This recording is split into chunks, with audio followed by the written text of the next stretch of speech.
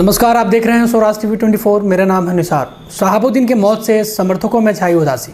सिवान के पूर्व सांसद मोहम्मद शहाबुद्दीन की शनिवार की अहले सुबह कोरोना से हुई मौत की सूचना मिलते ही समर्थकों में शोक की लहर दौड़ गई है। मौत की सूचना मिलते ही सभी अपने अपने स्तर पर खबर की सच्चाई पुष्टि करने में जुट गए। आपको बता दें कि शहाबुद्दीन का जन्म सिवान जिले के हुसैनगंज प्रखंड के प्रतापपुर गाँव में 10 मई 1967 को हुआ था। शहाबुद्दीन कॉलेज के दिनों से ही चर्चा में रहे। शहाबुद्दीन पर 21 साल की उम्र में 1986 में पहला मामला दर्ज हुआ था। शहाबुद्दीन पर उम्र से भी ज़्यादा 56 मुकदमे दर्ज हैं। इनमें से आधा दर्जन में उन्हें सजा हो चुकी थी। भाकपा माले की कार्यकर्ता छोटेलाल गुप्ता के अपहरण एवं हत्या के मामले में वो आजीवन कारावास की सजा भुगत रहे थे। कई चर्चित हत्याकांडों में आया था नाम, सरेआम नहीं लेता था कोई नाम। शहाबुद्दीन का नाम जितनी तेजी से राजनीतिक में आया, उतनी ही तेजी से अपराध के क्षेत्र में भी चर्चित हुआ। शहाबुद्दीन की छवि ऐसी बनी कि लोग सरेआम नाम लेना भी मुनासिब नहीं समझते थे। शहाबुद्दीन के समर्थक साहिब के नाम से उन्हें बुलाते थे। आपको बता दें कि एक समय ऐसा भी था कि चुनाव लड़ने के दौरान शहर में शहाबुद्दीन की पार्टी को छोड़ किसी दूसरी पार्टी का बैनर या पोस्टर जिले में नहीं लगता था। आपको बता दें कि जिले के जीरादेई विधानसभा से शहाबुद्दीन ने पहली बार जनता दल की टिकट पर चुनाव जीता था और विधानसभा पहुंचे थे। उस समय शहाबुद्दीन सबसे कम उम्र के जनप्रतिनिधि थे। दोबारा उसी सीट से 1995 में चुनाव में जीत दर्ज की। 1996 में वो पहली बार सिवान से लोकसभा के लिए चुने गए। एसडी देगौड़ा के नेतृत्व वाली सरकार में उन्हें गृह राज्य मंत्री बनाए जाने की बात चर्चा में ही आई थी कि मीडिया में शहाबुद्दीन के आपराधिक रिकॉर्ड की खबरें छपी। इसके बाद उन्हें केंद्रीय मंत्रिमंडल में शामिल करने का मामला पीछे रह गया। पिछले वर्ष हुई थी पिता की मौत। कोरोना से तिहाड़ जेल में बंद पूर्व सांसद मोहम्मद शहाबुद्दीन की मौत उनके परिवार और समर्थकों के लिए एक साथ कई गम देकर गया।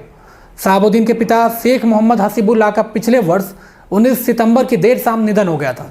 जब तिहाड़ में सजा काट रहे पूर्व सांसद मोहम्मद शहाबुद्दीन को पिता के निधन के बाद उन्हें पैरोल पर बाहर लाने की कानूनी कवायद उनके वकीलों द्वारा दी गई थी ताकि वो अपने पिता के जनाजे को कंधा दे सके। इसको लेकर उनके वकीलों ने तिहाड़ जेल डीजी के पास अपनी अर्जी दी थी। अर्जी में उन्होंने 2 सप्ताह के लिए पैरोल पर बाहर जाने की इजाज़त मांगी थी, लेकिन सारी कानूनी कवायदों पर तब विराम लग गया जब उनकी अर्जी को एक सिरे से खारिज कर दिया गया। नीतीश को कहा था परिस्थितियों के मुख्यमंत्री। कदावर, बाहुबली, दबंग, ये ऐसे शब्द हैं जो सिवान के पूर्व सांसद मोहम्मद शहाबुद्दीन के साथ उनकी अंतिम सांस तक जुड़ा रहा। अपनी दबंग छवि के कारण ही मोहम्मद शहाबुद्दीन लोगों के बीच चर्चित रहते थे। 2017 में भागलपुर जेल से बाहर आने के बाद उन्होंने सीएम नीतीश कुमार पर एक बड़ा राजनीतिक बयान देकर बिहार सहित पूरे देश की राजनीतिक गलियारों में सनसनी फैला दी थी। उन्होंने मीडिया से नीतीश को परिस्थितियों का सीएम कहा था। उस समय बिहार में राजद और जदयू की महागठबंधन की सरकार थी। इस बयान के मीडिया में आने के बाद शहाबुद्दीन ने कहा था कि उनके नेता सिर्फ लालू यादव हैं और उनकी पार्टी सिर्फ राजद है। ऐसा कहा जाता है कि सीएम पर तंज कसे जाने के बाद उन पर कई नेताओं ने बयान बदलने का दबाव बनाया था, लेकिन शहाबुद्दीन अपने बयान पर अडिग रहे। यह कोई पहला वाक्य नहीं था। इसके पूर्व भी शहाबुद्दीन जेल के अंदर बंद होने के बावजूद कभी न कभी सुर्खियों में बने रहते थे। पिछले वर्ष सिवान में गठित विशेष अदालत में सुनवाई के दौरान शहाबुद्दीन ने जज को धमकी दी थी, जिसके बाद शहाबुद्दीन पर कोर्ट को धमकाने का आरोप लगा। मामला दर्ज कराया गया था। इसके पूर्व जब शहाबुद्दीन जेल से बाहर थे और राजनीतिक में पूर्ण सक्रिय थे, तब बिहार के डीजीपी एवं सिवान के तत्कालीन एसपी एसके सिंघल पर फायरिंग करने का आरोप लगा।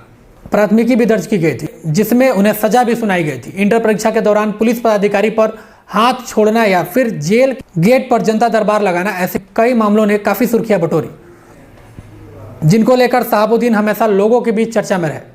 सीएम नीतीश समेत कई राजनेताओं ने शहाबुद्दीन की निधन पर शोक व्यक्त किया है। लेटेस्ट अपडेट के लिए बने रहें स्वराज टीवी 24 के साथ। धन्यवाद।